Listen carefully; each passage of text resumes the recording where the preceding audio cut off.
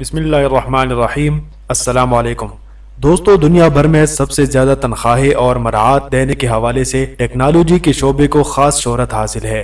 اس وقت ٹیکنالوجی کے شعبے میں کام کرنے والی بین الاقوامی کمپنیوں کے چیف ایگزیکٹو آفیسرز یعنی COEs کی تنخواہیں کتنی ہیں، آئیے آپ کو بتاتے ہیں۔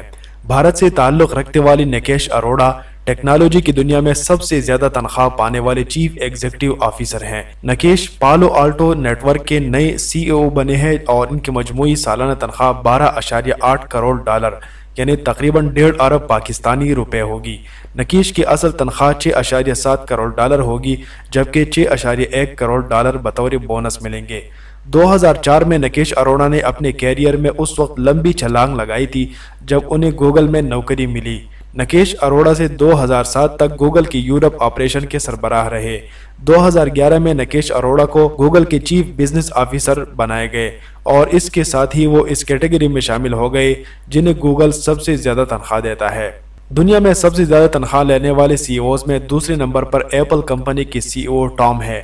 ٹام نے ایپل کے 1 سال کے دوران مجموعی سالانہ تنخواہ کی مد میں نکیش اروڑا کی مساوی 12.8 ملین ڈالر حاصل کیے، مگر نکیش کی اصل تنخواہ 6.7 ملین ڈالر کے مقابلے میں ٹام کی تنخواہ 3.1 ملین ڈالر رہی۔ تاہم ٹام نے بونس حاصل کرنے کے معاملے میں نکیش کو پیچھے چھوڑ دیا۔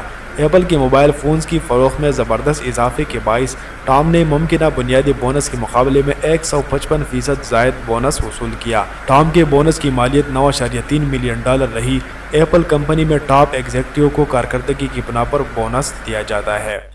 فہرست میں اسنیپ چیٹ کے شریک بانی ایوان تھامس اسپیگل بھی شامل ہے، جن کی سالانہ مجموعی تنخواہ 10.2 ملین ڈالر ہے اور وہ ٹیکنالوجی کے شعبے میں چیف ایگزیکٹو آفیسرز میں سب سے زیادہ تنخواہ لینے والے کمپنی سربراہوں میں سے تیسرے نمبر پر ہیں۔ گزشتہ سال ایوان تھامس اسپیگل نے تنخواہ اور بونس کی مد میں 10.2 ملین ڈالرز حاصل کیے۔